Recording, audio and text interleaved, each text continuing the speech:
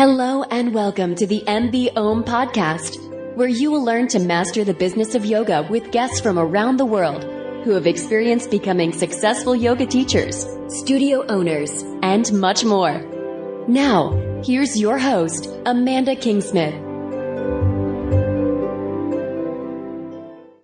Hey everyone, and welcome to another episode of the MB Om podcast. I hope that everyone had a really amazing holiday season and a very happy new year. I'm super excited to be kicking off 2017 with an interview with Reno Muenz. And Reno is a Vancouver-based yogi. He is the owner of the Dharma Temple, and he teaches primarily more kundalini and meditation-based practice. So his practice is not very asana focused, and that's something that he's pretty clear to mention right off the get-go. And so in this interview, we dive pretty deep into Reno's spiritual practice and spiritual beliefs, which was super interesting for me to hear about. And I hope that all of you can learn a little bit from the balance of having a spiritual practice with also being a business owner. So without further ado, here's Reno. All right, I've got Reno here with me today, and he's joining me from Vancouver. That's right, Reno? Yep, that's right. Awesome. Thank you so much for taking the time to come on the podcast today. It's awesome to have you here with me. Glad to be here. I was thinking that we would start with how you first got into yoga. Can you tell me a little bit about that? Yeah, I can tell you about it. I think mostly my interest in spirituality started when I was a young man. And I mostly started with an interest in, first of all, my father was a pastor in a church when I was a kid. Pretty free-thinking, liberal, but Western philosophy. And then I got interested in Buddhist practices when I was a teenager, and meditation, not really yoga per se. And then from there, my mom had a friend who taught yoga, but it would be more like traditional, what is called Raja Yoga, which the word asana that we think about as being yoga poses means to sit. So the original Raj Yoga that I was practicing, there was also no postures, seated meditation. And then I decided that I would go to university to study religion because of my interests in some of the different philosophies that maybe were a bit foreign to me growing up in the environment that I grew up. So I went to university and studied religion, and then with a primary focus on Eastern philosophy. And it was during that time that I began to do some of the techniques that are more like postures and pranayamas and all of those sort of things. And I pursued my academic career for several years, and then I had a professor and a mentor that I was very close to, advised me that I should be experiencing this stuff that I'm learning about and stop wasting so much money on the university telling me about it. And so I followed his advice and went out in the world to discover more about this practice and then eventually teach, and sort of in a nutshell version of how I got interested in the practice. Yeah, no, that's super cool. So when you pursued this idea of teaching, did you do like a yoga teacher training, or did you go more like the meditation route right away? I didn't do my first yoga teacher training, and kind of a weird thing, the yoga teacher training, for me personally. I think that I have done several trainings. I've never done a training ever in my life to get a ticket that tells me that I can teach. I've only ever gone where I want to learn. Right. And if that means there's a certificate at the end of it, that's their deal, not mine. I don't really care. But I think there's something to be said about that. I think there's something to be said about the old way of you find a teacher that you want to study with, and you study with them until they sort of say, you should be teaching this stuff.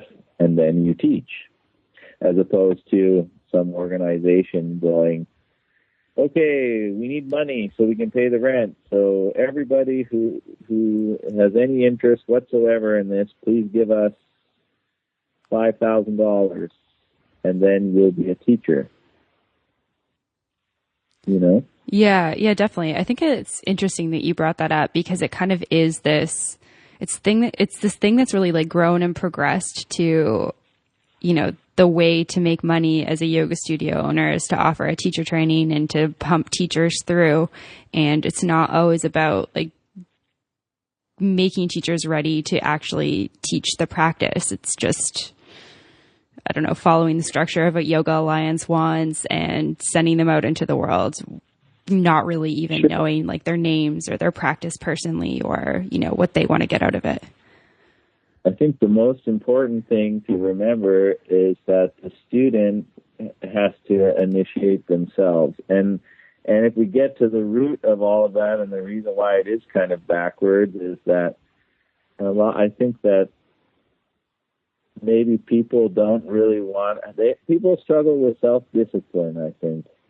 And so they do things like, I mean, one thing we do at our center is we don't do the Groupons or anything like that, because we don't want people who are coming who are just looking for a deal. We want somebody who is making a commitment to make a shift in their life, and they're committed to that. Not, oh, this is the cheapest place to work out. We don't really sell workouts where I have a center anyways, but you understand what I'm saying? Yeah, definitely. The intention behind it is that, you know, you want to change your life, and the way that you're living isn't working for you, and you're open to trying something that's going to give you a little more clarity and a little more prosperity in your life. And so you're open to it, and you're going to try it, and I think if you have teachers that are also working in that same frame of mind and commitment, then you attract people who are also in the same way.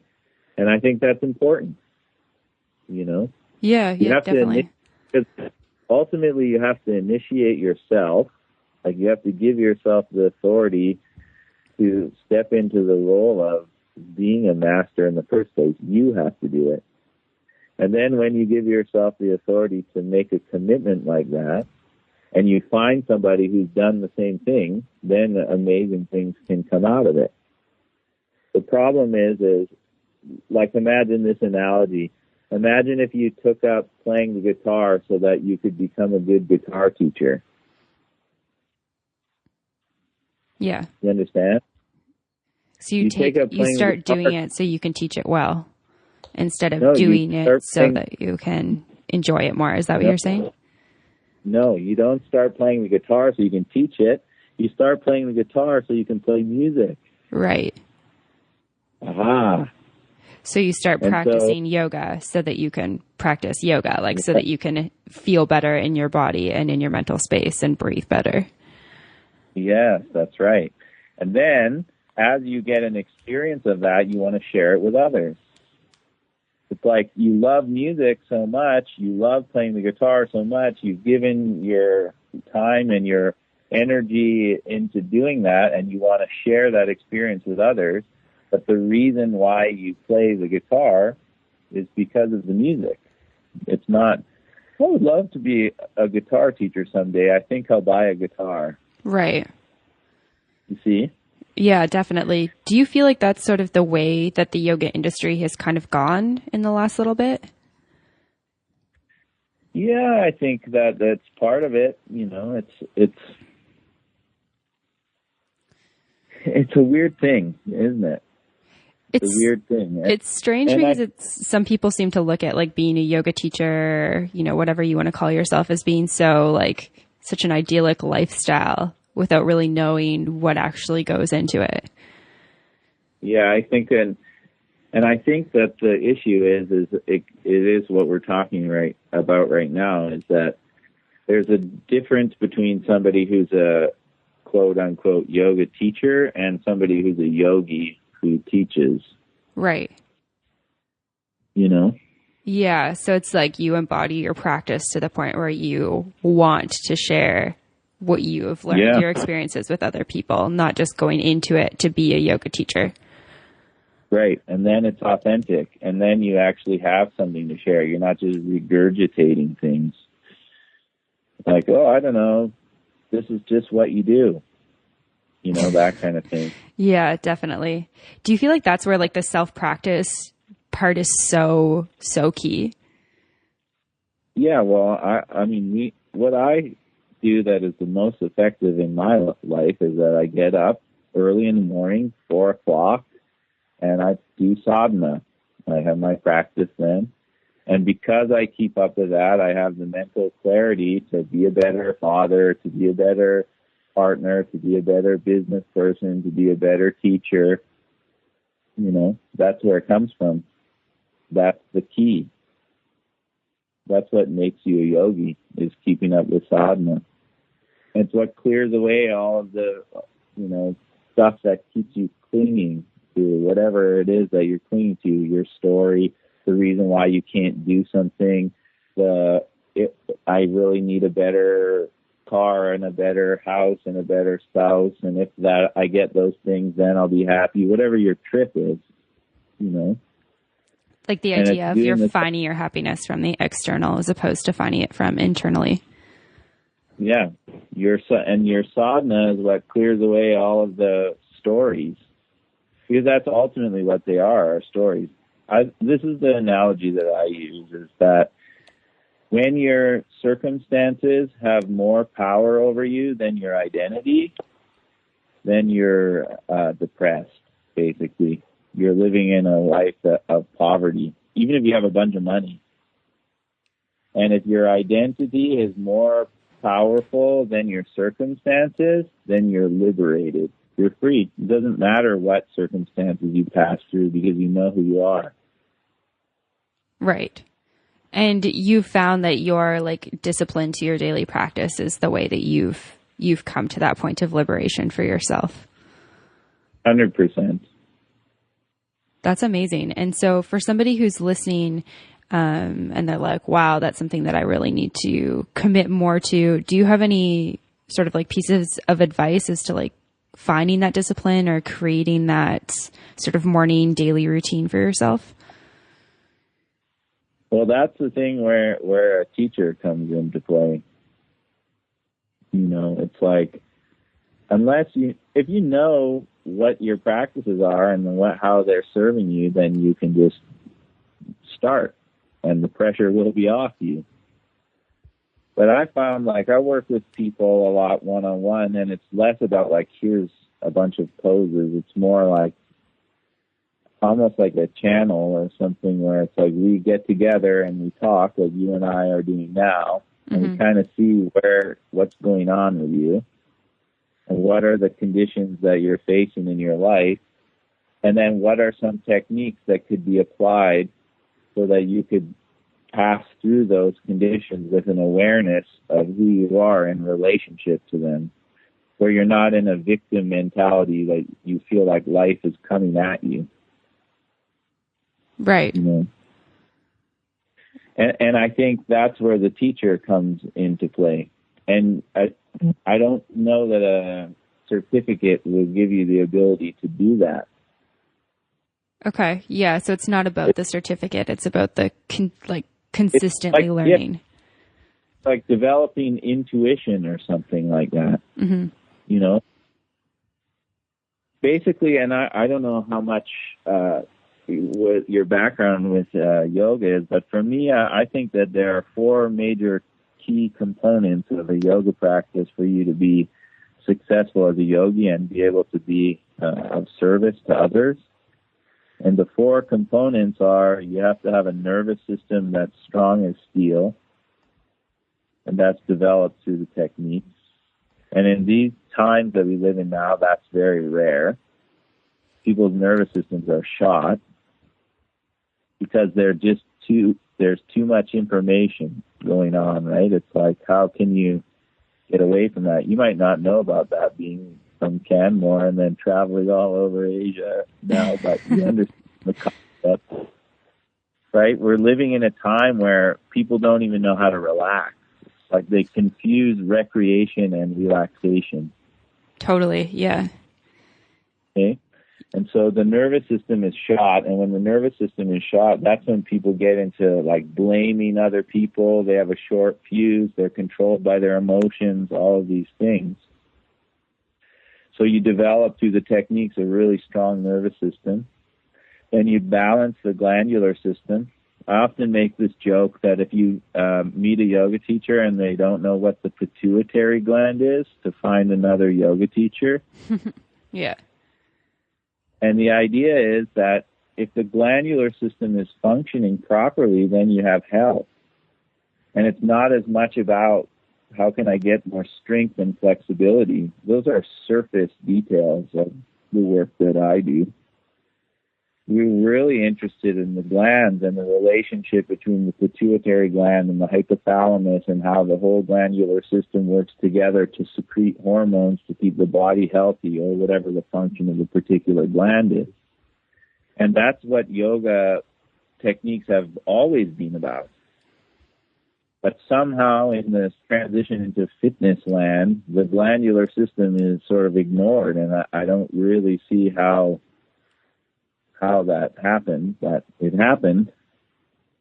It's not that nobody's talking about this, by the way, but in my experience with yoga, some paths are speaking about this with a lot of education and understanding, and some it's like, glands? What are those? Just the triangle pose. Yeah, it's kind of interesting to see how it's sort of shifted between, I guess, sort of like Eastern philosophy principles and how it's like shaped itself in the West, or how teachers have shaped it. Right. So we've got the nervous system, we've got the glandular system, and I have so many people too related to the times who come and they have issues with the adrenals, that they're maxed out because of their lifestyle. Mm-hmm. And that needs to be addressed, right? And it can be addressed, you know. Yeah, of course they're maxed out. You're over caffeinated, you drink too much alcohol, you don't eat a proper diet, you're thinking all the time, you don't know how to relax, you don't get enough rest, you know. Of course they're overworked. Right. And then the third thing is that you have to activate the third eye, basically, and I know that's an esoteric way of saying it. If we want to be more tangible, it's activating the neutral mind. So it's almost like you can observe things as they're happening without attaching too much to this is good and this is bad. The old books talk about a yogi being the same in praise and in blame, the same in all duality. So it's like you're going through a really tough time or you're really happy, you can still have an experience of neutrality where you recognize the impermanence of that. And that's developed through techniques. Okay. The neutral mind. And then the last component is devotion, and not being devoted to something per se, but the state of devotion. So there has to be some kind of a surrender to something greater than your identification with the ego, whether it's God, whether it's all people are in, like, underneath all of their karmas are good, or whatever it is, right? You see the majesty of nature. It doesn't matter what it is. The idea is we're talking about something that is infinite, so it's beyond name and form ultimately, but you give it a name or a form for your intellect, something for the intellect to chew on. And then you start to have an experience of that, and that brightens your spirit. Okay, and so that's the way to find your inner happiness, as opposed to looking for the things like, oh, I don't feel that great, I'm going to go shopping and buy some new clothes, or I'm going to get this like fancy new cell phone, or this new car, or new house, etc. Sure. Yeah, there has to be like some kind of surrender, a devotion to something. And then that's where we get into even more interesting things, because there's this old idea of like a yogi having to be this ascetic who doesn't have anything. And I'm a householder, not a swami. Like, I have a wife and a child and a business and all of those things. And so I think in some ways people hear about like the humility of a yogi, and they think that that means that you have to like play small, or it's almost like a cop out. Like, humility doesn't mean that you are like a bug on the ground who is not worthy of anything. That's not humility. Humility is the bowing to something greater than you, so that on the outside you have nobility. You carry yourself with great stature and strength and guts and grit, Right. Humility isn't, I'll just quietly be over here being nice to everybody. I think the greatest yogis that I've spent time with and been influenced by are like a king on the outside and humble like a saint on the inside. And there's something to be said about that, because here's the thing about the yoga we're talking about, going through all these trainings and this and that, and the other thing is that the world doesn't need more people that can do the splits. The world needs more people who love themselves and forgive themselves. Right. That's what the world needs. And when you love yourself and when you forgive yourself and you radiate out from that place, you influence those around you with your presence. And it doesn't matter how strong or flexible you are. But if the body's healthy, you may love yourself, without condition, more likely than if you're sick and overweight or whatever. But it's not about that. It's about meeting yourself where you're at and knowing.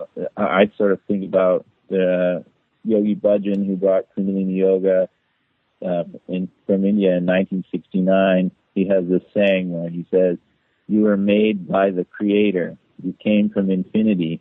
And if you think that you need to improve on that, you can't, because you're infinite. Don't you trust the artist?" he says. And I love that. That resonates with me, and that's what this practice is really about. And if you can get people to a place where they love themselves and they can see who they are and see past, because it's not about self-improvement, I don't think, yoga. I think self-improvement, I say self-improvement is a dog chasing its tail. Okay. You're never going to get there. It's like what we're talking about, the cell phone and the this and the that, that's all self-improvement.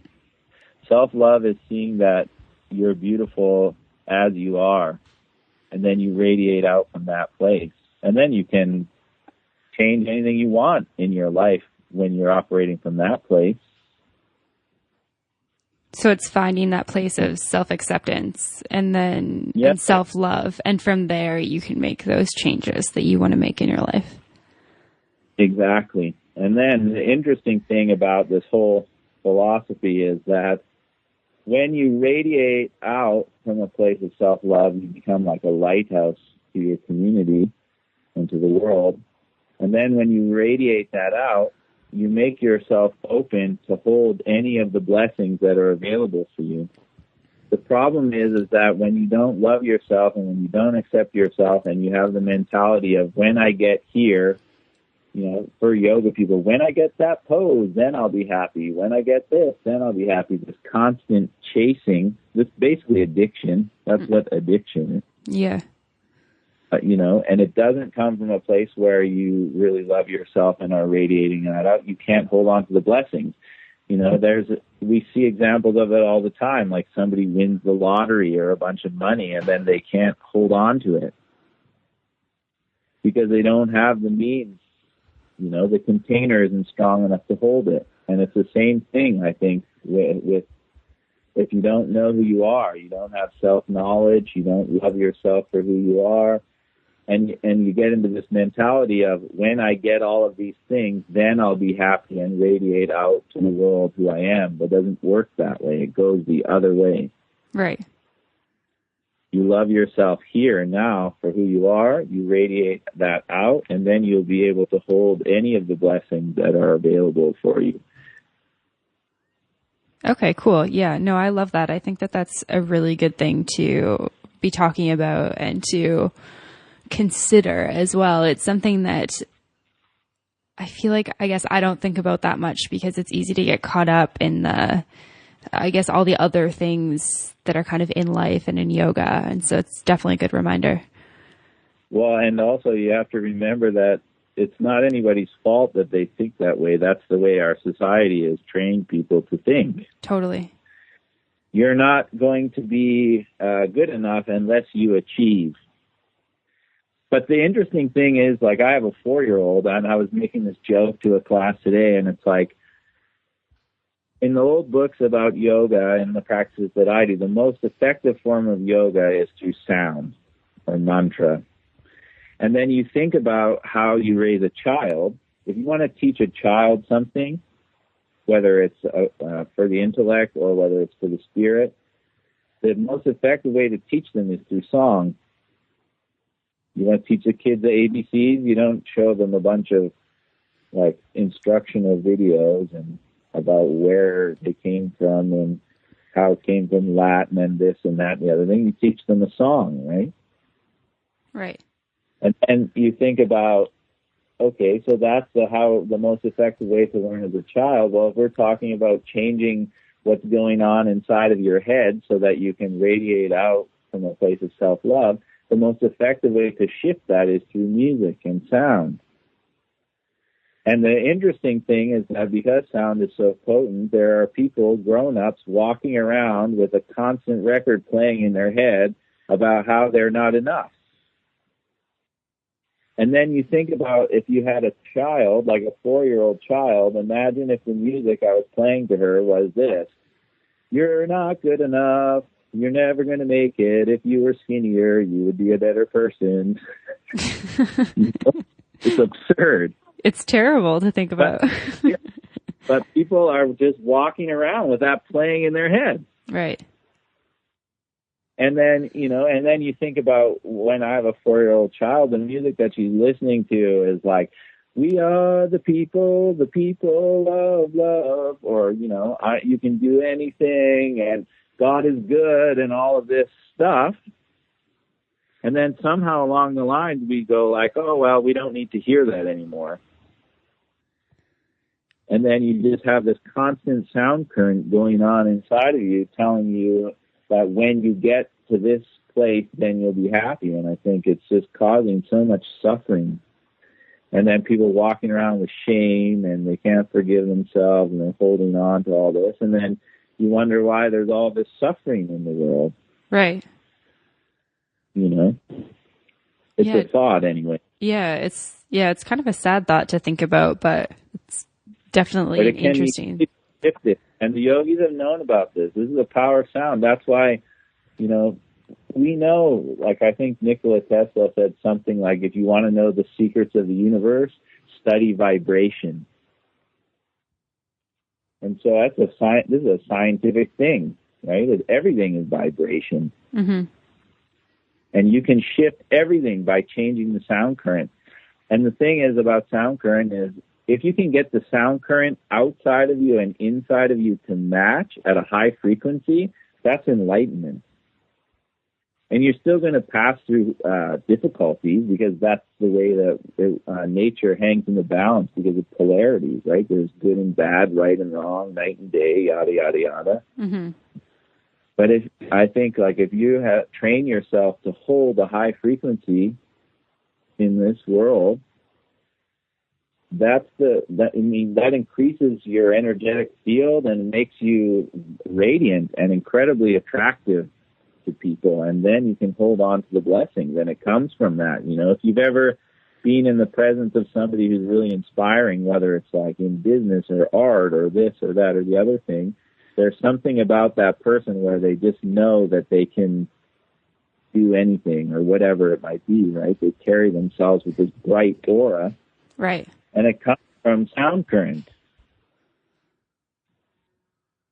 They're not walking around with a victim mentality where they're going, I would really be able to do this if my parents would have done a better job or whatever the trip is. Yeah. They've moved beyond that. And we can all do it. The beautiful thing about all this is that everyone can do it. Everybody's been born with the same deck of cards. From infinity they came, and to infinity they'll return. But the process in between might be a slow one. They say that yogis live for 84,000 lifetimes. All people, not yogis, live 84,000 lifetimes, and hopefully within there they learn to heal themselves. Almost like we're all coming to this planet to heal. Right. Yeah, that's so interesting.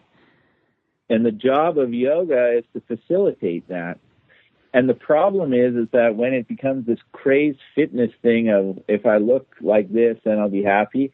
Like, I have a lot of students that I work one-on-one with who have, especially women who struggled with eating disorders. Not saying only women struggle with eating disorders, by the way. It's not a gender thing. There's men who struggle with it too. But just speaking about the people that I deal with, women who struggled with eating disorders when they were young found yoga, kind of felt like they were going to heal everything by doing asana, and then with their obsession of how their body looks and what you're supposed to eat as a yogi and yada, yada, yada, it perpetuated the disease and the neuroses of having an eating disorder. Right. Doing what they thought was healthy. Because nobody mentioned anything about self-love and accepting yourself as you are and recognizing who you are and that you're not this body and, Yeah, it's kind of interesting because there is sort of like this, there's a massive like yoga clothing culture as well now over in North America, where it's like lots of people are like, oh, I go to yoga so I can buy these like cool, expensive pieces of clothing. And then there's also this like, oh, you're not like good enough at yoga if you're not a vegan or you're not eating this certain way. And then it becomes, I don't know, those things can be kind of harmful on the self-esteem. For sure they're harmful. And the interesting thing to think about here is that the word yog means union with God. It doesn't have anything to do with how flexible or strong you are. And I know people have hang-ups with the word God, but as I had mentioned in our talk before, it's something that is beyond name and form. You can't put a finger on it. Mm-hmm. It's the part of you that connects you to the real you, not the part of you that feels like you're not good enough because something happened to you that made you believe that, along the way. The part of you that, if you spend time with like a little kid and they still believe in magic, like they still in their heart of hearts have that like innocent belief, like where they haven't really figured out that anybody's going to hurt them yet. Right. Like that's getting close to what we're talking about here. And yoga means to connect to that. Your infinity. That's what it means. And the problem with some of what's happening now is that you mention yoga to someone and they say, I can't do yoga, I'm not flexible. And it's like, it doesn't matter. Some of the greatest yogis, actually I would say most of the greatest yogis that have walked this planet didn't do asana. Didn't do poses. What for?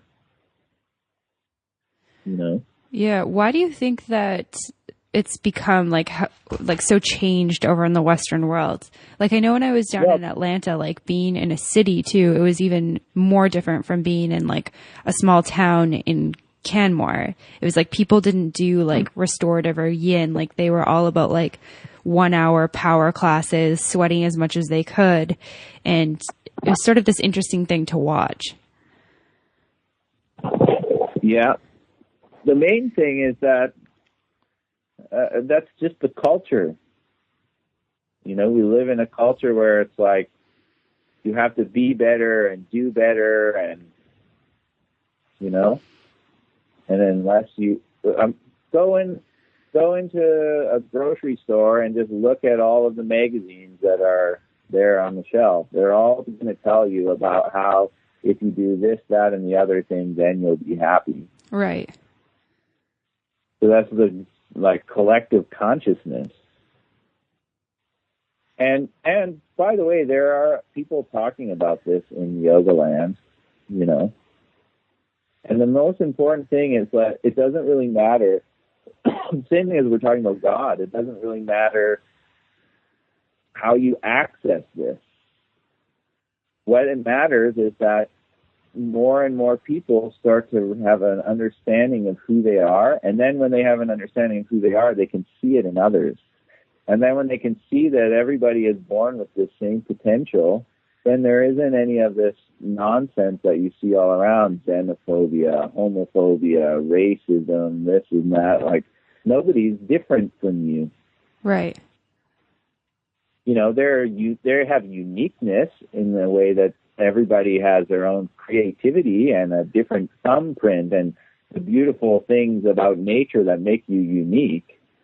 But there isn't like, you know, this colored human is better than that colored human, or this human who thinks this is superior to that. It's like, we think that we'd start to figure that out. But you know what? I think we are starting to figure it out, and you're seeing a lot of, you know, we talk about now we're entering the Aquarian age right now.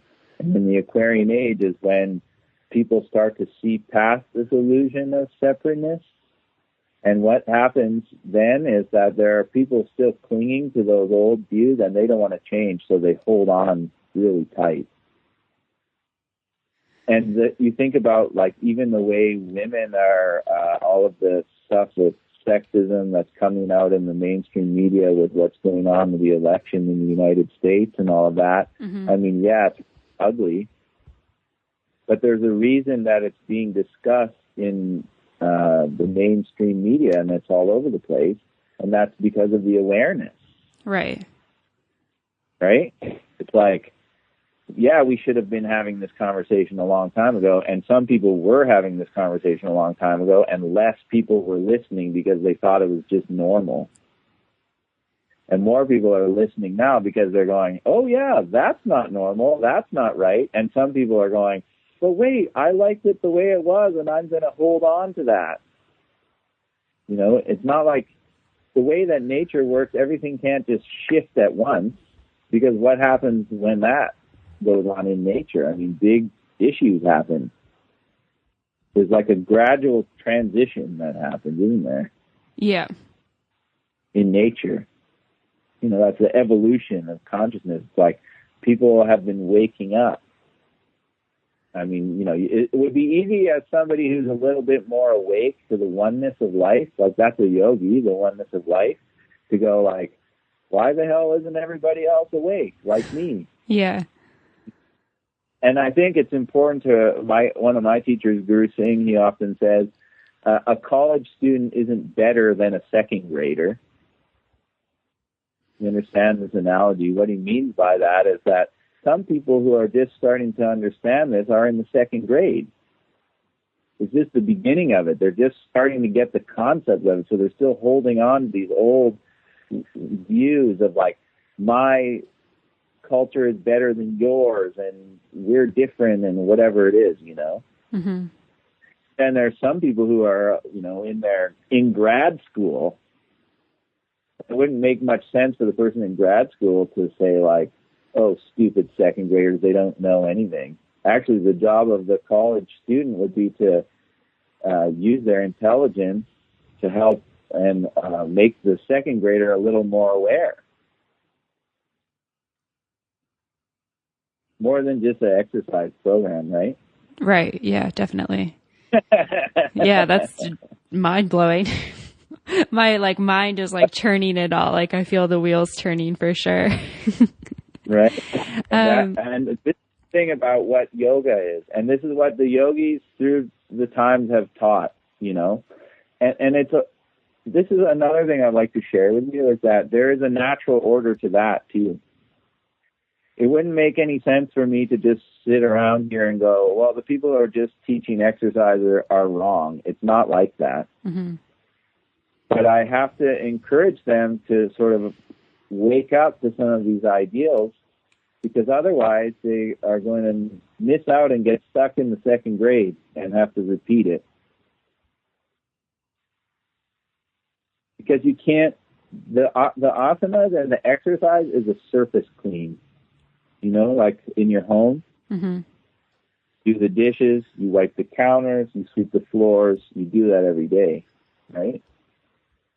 But this stuff that we're talking about now that has to do with your lineage and the things that have been happening for 7 generations before you, and your, you know, the traumas that have happened to people who have been abused and who have been mistreated and have been the victims of hate crimes because of their race, and they, you know, and revenge because of that, and all kinds of really hard to deal with stuff.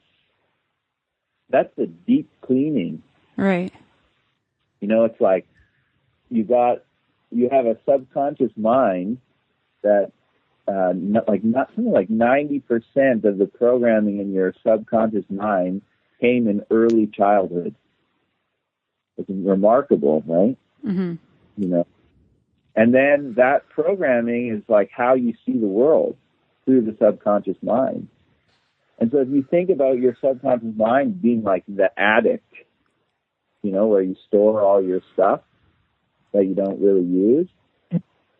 But the issue is that if you're not clearing the attic out and you keep jamming stuff up there, it starts showing up on the main floor. And when it starts showing up on the main floor, then there's all kinds of problems, right? Yeah. Even stuff from the past, like how racism gets passed down from one generation to the other, that's just cramming boxes up in the attic. Or whatever it is, you know, like some people who have, they think like if they could just be skinny, then they'd be happy. And then they just keep cramming all these experiences about that. And then they have these, you know, awful life-controlling diseases with eating disorders and that because of this cramming all this stuff in the attic, and they're not doing anything to clear it because they don't know how. And that's the stuff that goes beyond the surface clean. That's what I mean. Right. So it's still necessary to have a surface clean.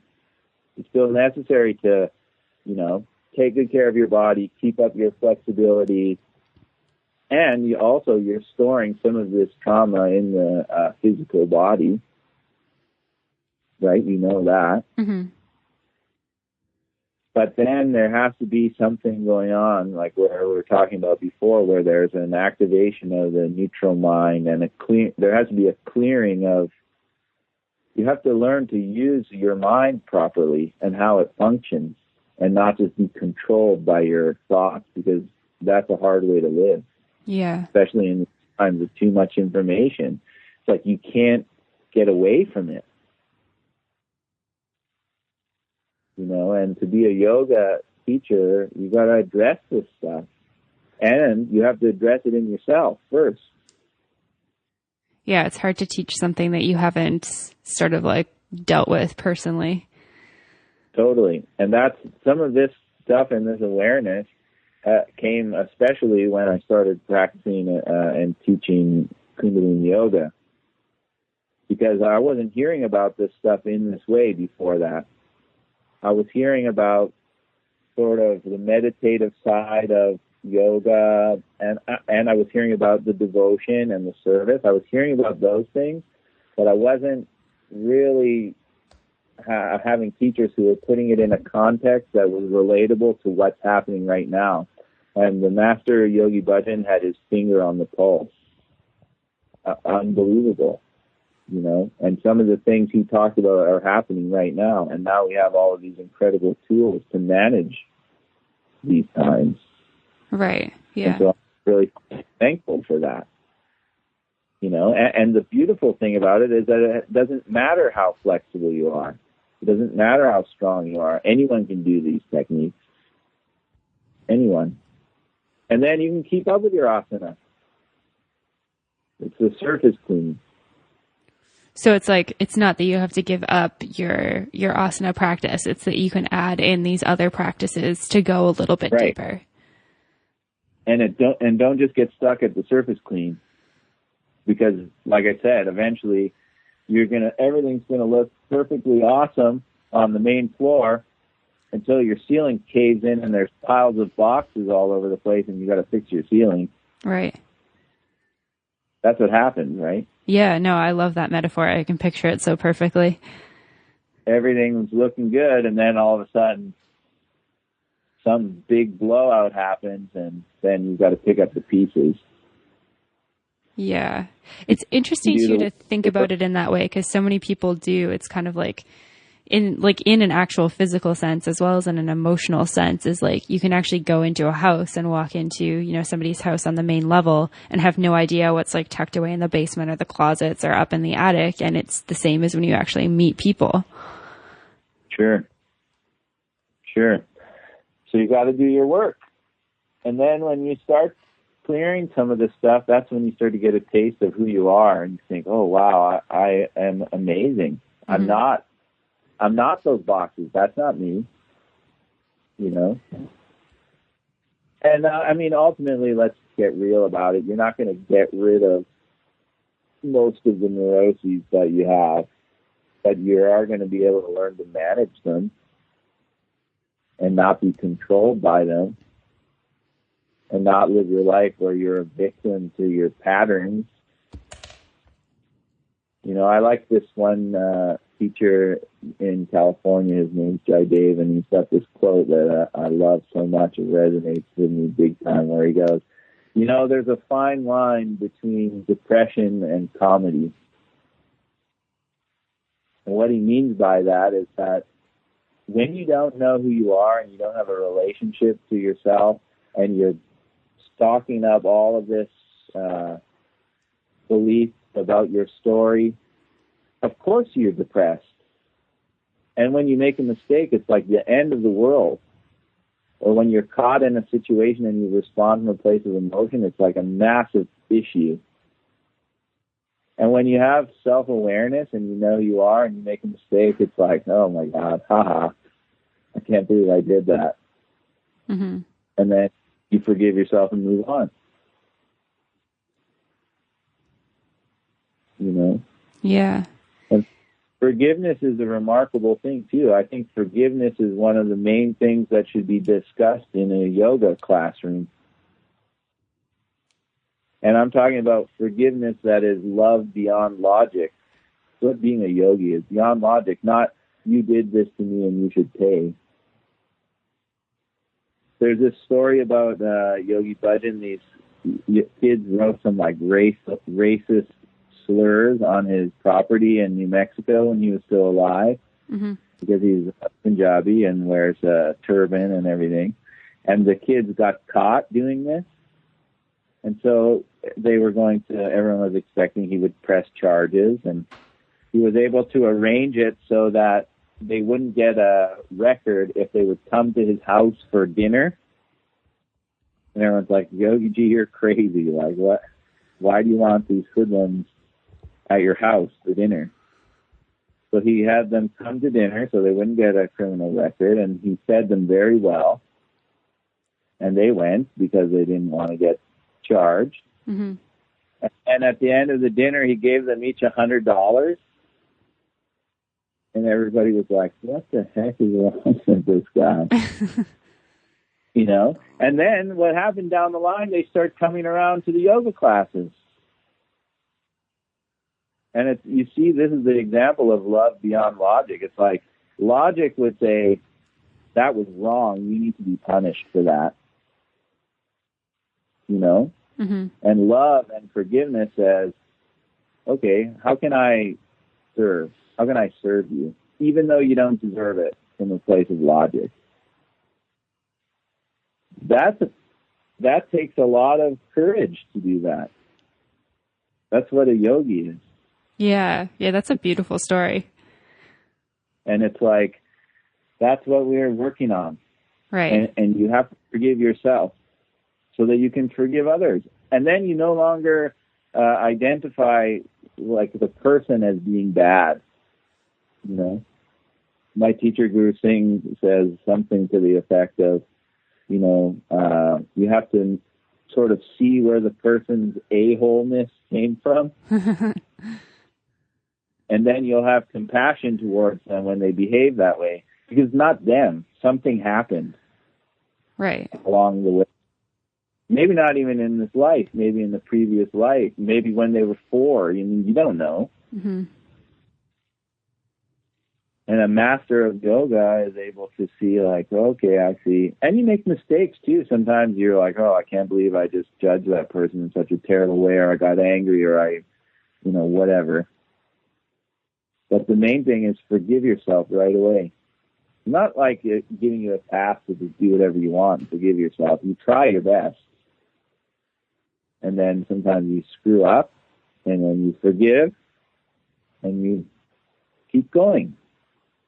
Yeah. Yeah, that's a good concept to think about, especially in like modern society where people are, I don't know, constantly like holding grudges and not letting things go. And it seems like we hold on to things basically constantly. It's poison. Yeah. It's basically poison, and the person who gets poisoned is usually the person carrying it around. Right. Yeah, it doesn't affect the other person.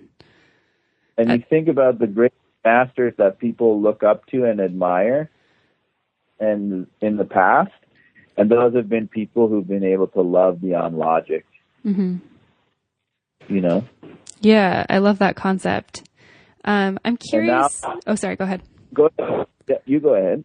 I was going to say, you kind of touched on this a little bit ago, but you were talking about finding humility in like your practice and your day-to-day life, and then talking about how, you have a partner and you have children and, like a business and that sort of thing. And I feel like that's a concept that a lot of people sort of struggle with, this idea of like, how can I run a business yet still hold on to these things that I believe in that make me a yogi? And I was wondering if you could just kind of talk about finding that balance.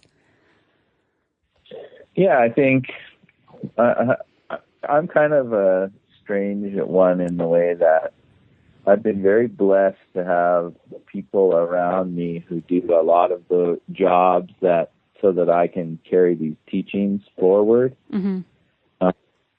As far as the business is concerned. But I have also noticed that we needed to have a place to share these teachings, because there's this mentality that, we don't want to have too much spiritual talk or God talk because we don't want to offend anybody. And I think that was the reason why we had to have a center of our own, because I feel that I want a place where it's a spiritual center that happens to have yoga classes.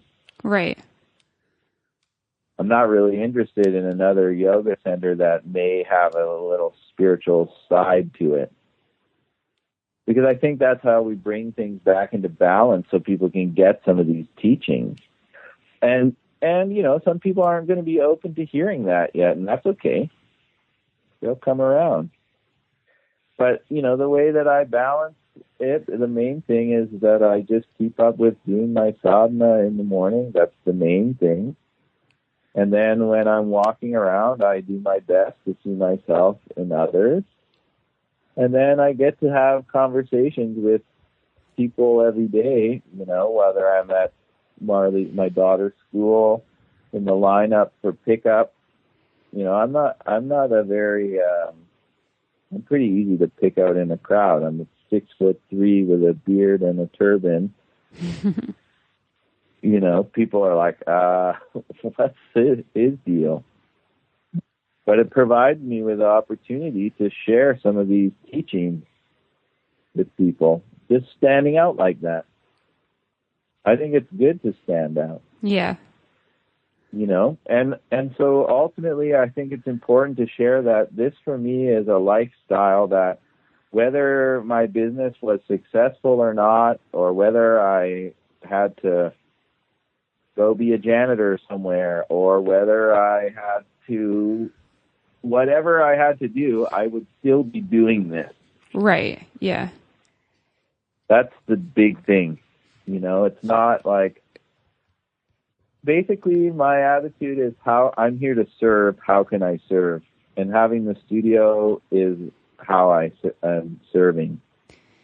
And so you created the Dharma Temple as a way to put out the teachings that you've been taught that resonate with you, and it attracts the people that it's going to attract, and you're okay with attracting the people who are sort of ready for what you guys are talking about there.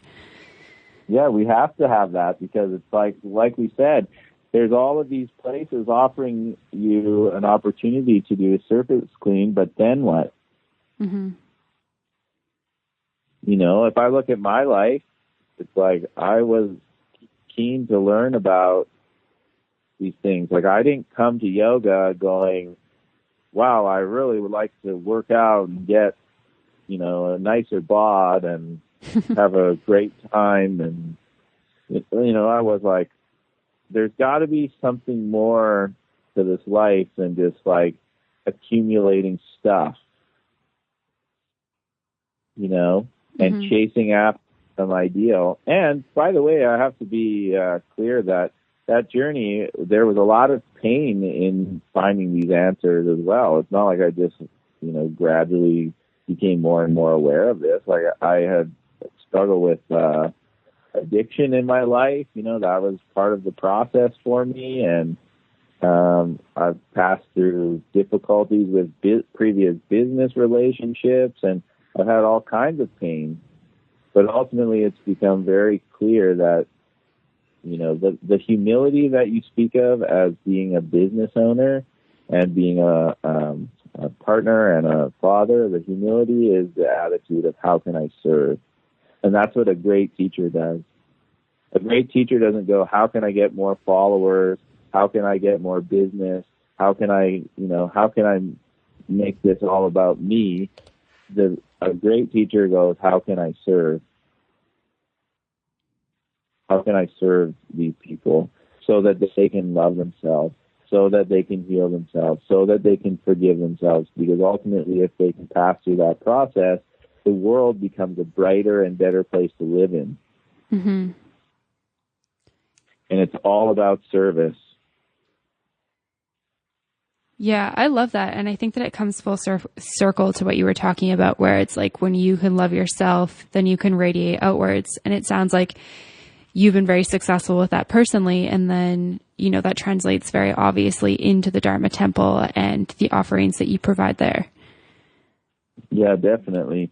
And you know what? It took a lot of fumbling around to figure that out, because it's really hard to undo, as we spoke about, this mentality of like, what if there's not enough? What if I fail?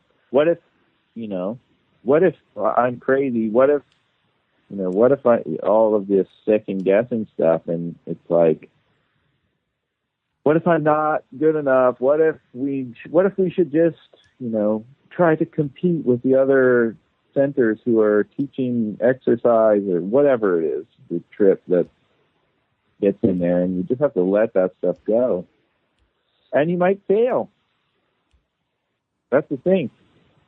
You know, I had teachers in my life who have said to me, like, if you're doing this to serve and you're working on the process of, like, understanding who you are and your relationship to God, or as I said before, call it what you want, then it doesn't matter what the condition that you pass through. Right. And it's not great business advice, probably on a logical, from a logical standpoint. But the issue here is that I'm not in the business of logic. And there are things that need to be done and bills that need to be paid and all of that stuff. But that isn't the driving force of what makes this valuable during these times. But, you know, it needs to get out there somehow. I'll tell you another good story about that, since this has a business slant to it. It's one of my favorites. And it's about Yogi Bhajan. You know the Yogi tea? The Yogi what? Yogi tea. You know it? The company? Oh, yeah. And then it has like a little yoga thing. So he started that company. And when he was starting that company, he said to some people, students, that he said, I'm going to start the biggest herbal tea company in the world. And everybody laughed, of course. And he said, no, we're going to do it. So they hired on all of these business advisors for him to start this tea company.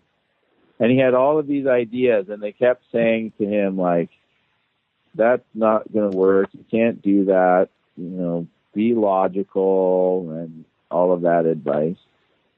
And he became very frustrated with them. And he said, you know what? I don't want these guys around anymore. Fire them, he said to his people there. And so they said, gee, you can't fire them. Who's going to run this company? You don't know anything about running a big company like this. And he said, you have to be logical. This is a good keyword, logical. And he said, I'm not going to run this business on logic. I'm going to run it on magic, he said. And then he went ahead. Once they were all gone, all the people who were resisting his ideas, he went ahead and it became the biggest herbal tea company in the world. That's amazing. Yeah. And you think and the reason why he's able to do some of the things that he did from a business standpoint is what we're talking about right now.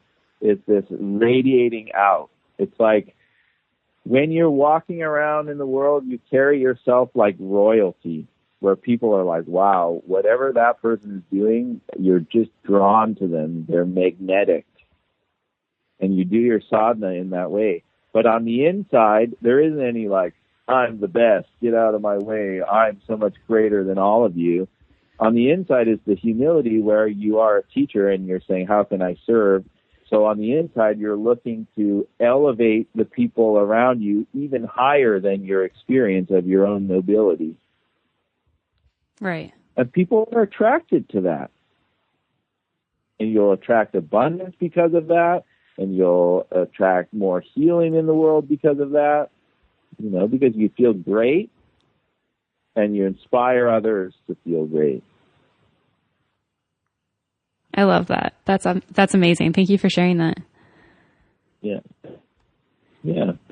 I love talking about him. One of the great blessings about that guy is that he was really smart. Before there was all of this internet and everything like that, he had people record everything that he taught. Video, audio, written word. And now it took them 10 years to make it, but now they've got this website that is called libraryofteachings.com. Okay. And you can listen to, watch, hear 6,000 lectures by Yogi Bhajan that are keyword searchable. So cool. That's amazing. Yeah. And he's like, in the future, this is what it's going to be like. He knew. He even talked about, in the future, there's going to be these flat screens on the wall of every home, and you'll be able to watch 7,000 movies with a click of a button. He was on Netflix. That's incredible. He said even internet, before internet, he was like, there's going to be, you're going to have computers that are going to have all the yoga teachings in them and all of this stuff that you and I are talking about right now. And he said, are you going to do anything with it? Most of you won't. You'll just use it for, to satisfy your cravings. And that's the times we're living in. Mm-hmm. And don't be discouraged by that. The main thing is, if we're getting anywhere with these teachings now today, is that you hear those words and you go, yeah, that's amazing. I can do something with that. I can, commit myself to loving myself and going out into the world and seeing how I can serve and putting aside my ego and my logical way of thinking. And the world desperately needs that. Yeah. And that's, for me, that's what the job of a yoga teacher, that's what their job is. Yeah, for sure. Because you're teaching yoga, union with God, or uniting people with their infinite potential, not just how flexible they are. Right. Yeah. Just digging a little bit deeper than the sort of surface level stuff that we talked about. Right. Well, look at this conversation that we're having right now. We both go away from this conversation feeling inspired and like we can make a difference in the world. This is a yoga class. Yeah, definitely. You didn't even have to put on stretchy pants. No? Yeah, I didn't have to change out of my pajamas. Yeah. It's morning for me, in all fairness. I wasn't judging either way.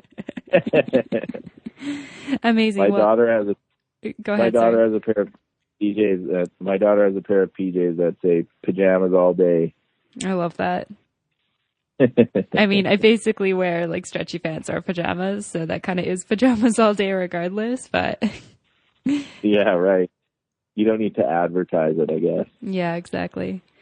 I want to be mindful of your time, but I really appreciate you sharing your wealth of knowledge. I feel like I could talk to you all night, all day.